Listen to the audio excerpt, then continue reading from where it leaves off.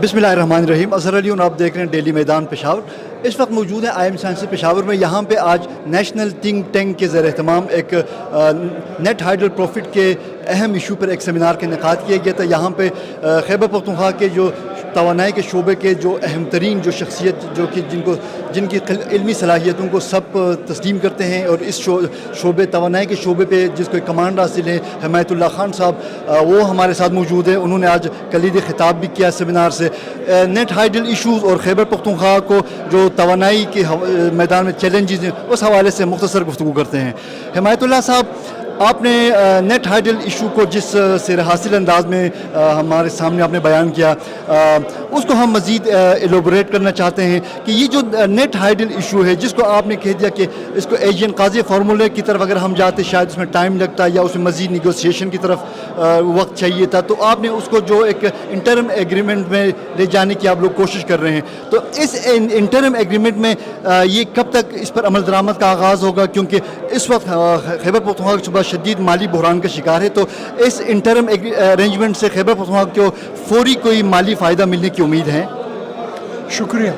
देखिए, ये आज जो सेमिनार हुआ ये इसी मकसद के लिए हुआ, जो हमारा थिंक टैंक है, नॉन पॉलिटिकल थिंक टैंक है और जो गुड गवर्नेंस के लिए भी हम इस्तेमाल करते हैं, ताकि लोगों में शऊर पैदा करें, लोगों में सवालात पैदा हो, हम लोगों को मालूमात फराहम करते हैं इस तवक्को के साथ कि लोग यहाँ पेशावर में कोई इंटेलेक्चुअल एक्टिविटी शुरू हो। और वो शुक्र है माशाल्लाह आज के ये तकरीब में इंटेलेक्चुअल एक्टिविटी जो सवालात थे, वो सवालात से ये ज़ाहिर हुआ कि जो हमारा मकसद था कि लोगों के जहन में सवालात पैदा करें और वो जो अपने अपने ऑर्गेनाइजेशंस और इंस्टीट्यूशंस में जाएं, वो फिर ये सवालात डिस्कस करें और इनके सॉल्यूशंस निकालें। जहाँ तक आपके नेट हाइडल प्रॉफिट की आपने बात की, देखें आईन में बड़ा क्लियर है।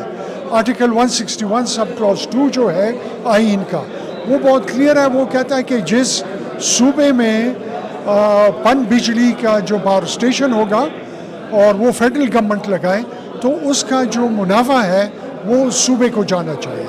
और उसके लिए एक फार्मूला है जिसको कहते हैं काजी कमेटी फार्मूला। अच्छा, अब वो फार्मूला CCI ने अप्रूव किया है, कानून के मुताबिक है, आइन के मुताबिक है, लेकिन 50 साल से ज़्यादा हुए कि हमारे सूबे को इसमें से वो फार्मूले के मुताबिक पेमेंट नहीं हो रही है। जैसे मैंने कहा, 91 में सन 91 में 6,000 रुपये पेमेंट शुरू हुई, फिर सन 2016 में 20,000 हुई, वो अब 30,000 को चली गई है। KCM काजी कमेटी मेथोडोलॉजी के मुताबिक हमारा इस साल का 300 अरब रुपए हमारा बनता है विफाक की तरफ। अब हमारी कोशिश तो ये है कि हमें ये 300 अरब रुपए सालाना मिले और उसके साथ जो कि हमारे बकाया जात हैं, जो कि तकरीबन 2000 अरब रुपए बन गए हैं काजी कमेटी मेथोडोलॉजी के मुताबिक। तो हमारी ऑब्जेक्टिव और हमारा मिशन तो उसकी तरफ जाने का है। सर, आपने एक तो इस इशू को आपने कवर किया कि नेट हाइडल इशू में हमें खैबर पख्तूनख्वा हुकूमत को क्या फ़वाइद मिल सकते हैं।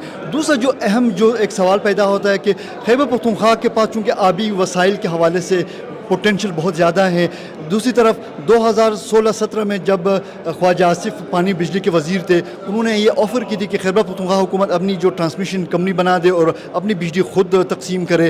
तो ट्रांसमिशन कंपनी अगरचे हुकूमत ने कागज़ों में तो बना दी है, लेकिन अमली तौर पर उसका वजूद नज़र नहीं आ रहा और अभी तक उसकी कोई एक्टिविटीज़ नज़र नहीं आ रही हैं। तो क्या रुकावटें हैं कि खैबर पख्तूनख्वा अपने जो बेपनाह जो आबी वसाइल हैं उनके बेहतर अंदाज में इस्तेफ़ादा करने के लिए अपनी जो ट्रांसमिशन कंपनी है उसको फ़ाल क्यों नहीं बना रही? क्या रुकावटें इसमें? 2020 में ये हमारे सूबे में ट्रांसमिशन कंपनी बनी, उसका अभी फुल फ्लेज्ड ऑर्गेनाइजेशन है, ढांचा है उसका एक मैनेजिंग डायरेक्टर है और वो मैनेजिंग डायरेक्टर उन्होंने लिया है NTDC से। तो स्ट्रक्चर अभी है। ابھی حکومت کی ترجیح پہ ڈپینڈ کرتا ہے کہ وہ اس سے کیا دیا. اسٹرکچر بنا ہوا ہے, آرگنائزیشن ہے, اور میری تو یہ تجویز ہوگی کہ جتنے پیڈو کے پاور ہاؤسز ہیں اس سے ڈائریکٹ اپنی اس کمپنی کے اس سے ٹرانسمیشنز لائن پہ چھائیں اور اپنے انڈسٹریل اسٹیٹس کو یہ بجلی پہنچائے. آئین اور قانون آپ کو ریگولیٹر کا بھی وہ دیتا ہے. سندھ نے اپنا ریگولیٹر بنا لیا ہے, ہمیں بھی وہ سندھ کا ماڈل لے لینا چاہیے. انہوں نے پہیہ بنا لیا, ہمیں وہ پہیہ لے کے اس پہ بنا لینا چاہیے.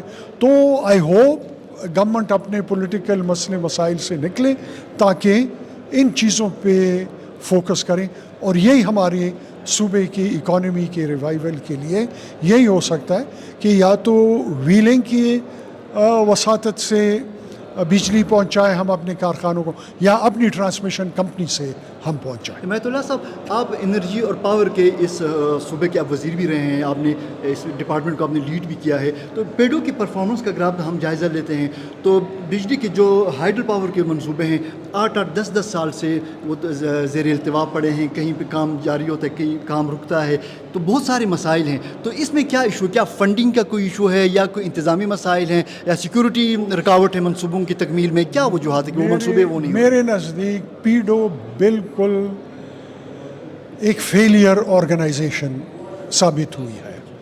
دیکھیں 2020 میں ہم نے اس کا قانون بالکل چینج کیا اور ہم نے اس کا سٹرکچر چینج کیا. ہم نے اس کے لیے ایک وابڈا کی طرز پہ ایک مینجمنٹ بورڈ بنایا تاکہ ایک بندے کی ڈیسیجنز نہ ہو.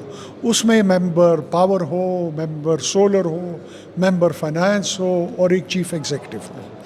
وہ ابھی 2020-21 میں وہ قانون بنا ہے, ابھی تک 2025 ہو گئے اس کو فعال ہونے نہیں دیا گیا. تو اس سے میں آگے, اور کیسے آپ آگے جائیں گے؟ اچھا سر, تو پھر اس کا ہمارے پاس مزید متبادل کوئی حل ہے کہ پیڈو کو بہتر بنایا جائے, یا پیڈو کو ختم کر کے نیا وہ قانون جو بنا ہوا ہے وہی اس کی بہتری کی طرف ہے, اس پہ عمل درآمد کیے جائے. 5 سال سے اس پہ عمل درآمد نہیں ہوا. کیوں؟ آپ ایز اے جرنلسٹ پوچھیں کہ کیوں نہیں ہو رہا. کیونکہ میں خود ابھی پیڈو چیف ایگزیکٹو سے پچھلے دنوں میں ان کے ساتھ میری گپ شپ ہوئی, تو وہ کہہ رہا ہے کہ نہیں پیڈو ہم کام کر رہے ہیں, یہ ہیں کچھ سیکورٹی مسائل ہیں, کچھ یہ ایشوز ہیں. مجھے بتائیں پچھلے 10 سال میں ایک پروجیکٹ جو انہوں نے کمپلیٹ کیا ہو, بالکل بتائیں آپ مجھے. تو ویسے تو, اور دیکھیں کتنے فوج لگی ہوئی ہے وہاں پہ, اس میں پڑی ہوئی ہے پیڈو میں. بالکل. Thank you sir.